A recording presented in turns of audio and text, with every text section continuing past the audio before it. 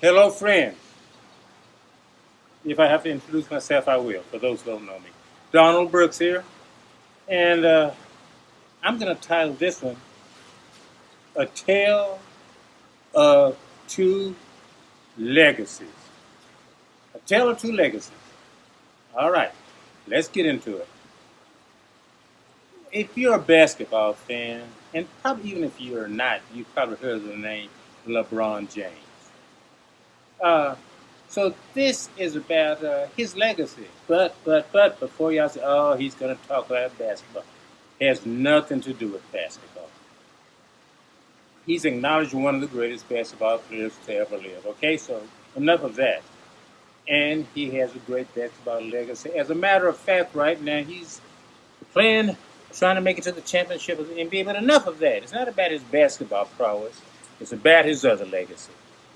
And before we talk about his other legacy, let me tell you, I'm guilty. I'm guilty of. I used to think like this.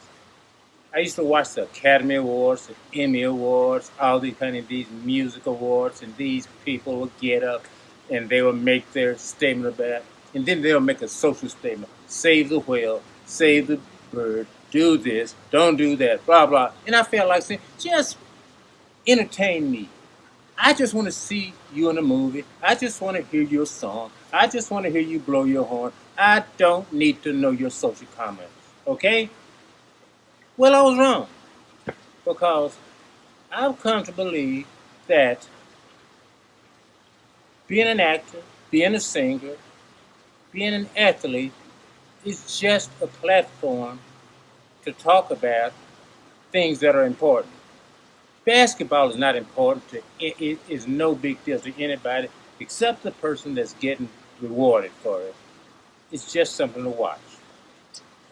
Years ago, not that many years ago, when the great Muhammad Ali died, they asked George Foreman, and you know who George Foreman is, another great boxer.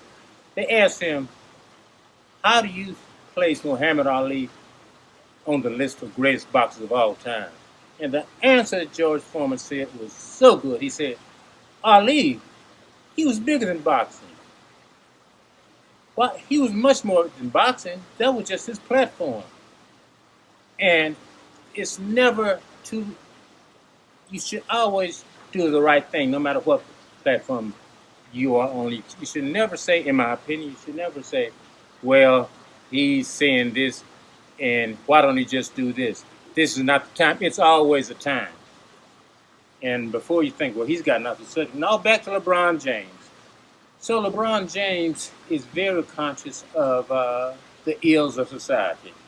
And if you indulge me, I want to read you something from LeBron. And there was one reporter that said to him in response to his stand on racial injustice and all the ills of society, he says, "Why don't you just shut up and dribble?" And this is LeBron's answer to that. He went on to say that I want the satisfaction of standing up for people, not for me, but for people. Not for myself, but for everyone else. I was raised off of Snoop Dogg, Tupac, and Jay-Z and Biggie. And now I get an opportunity to be the inspiration around what all of these kids are looking up to. And for me to just sit back and say nothing, I won't feel right.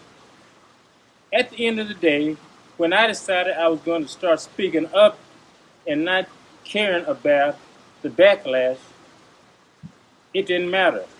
My popularity went down, but at the end of the day, my truth was to so many kids was more important to me. He went on to say, "We will definitely not shut up and dribble. I will definitely not do that. I mean too much to society. I mean too much to the truth, to the youth. I mean too much to many kids that feel like they don't have a voice." He went on to say that before him there was Jackie Robinson, the first black person to play baseball, if you don't know, the great Muhammad Ali, the who we mentioned, Jim Brown, one of the greatest football players, if not the greatest that ever lived, and Bill Russell, the greatest winner. He won 11 out of 13 championships that ever lived in sports, basketball player. So, LeBron speaking out is nothing new. People did that before him. Hopefully, more people will do that since him. He, like I said, he's a great basketball player. Who cares? That's great for him. But it's not doing anything for society, and he realizes that. He's won many NBA championships, but I dare say if he could cure the ills of society as opposed to winning another championship, I believe he would want to cure the ills of society. We got more important things than sports to think about. Sports is good, but let's put it in its context. Snoop Dogg is good. Let's keep him over there, and all these other guys. It's about society, and it's good to see somebody speak up. Someone else should do it. Somebody young, because the youth is what this country is about. That's the future. Well, I'm going to see you next time. I hope I said something to inspire you. And later.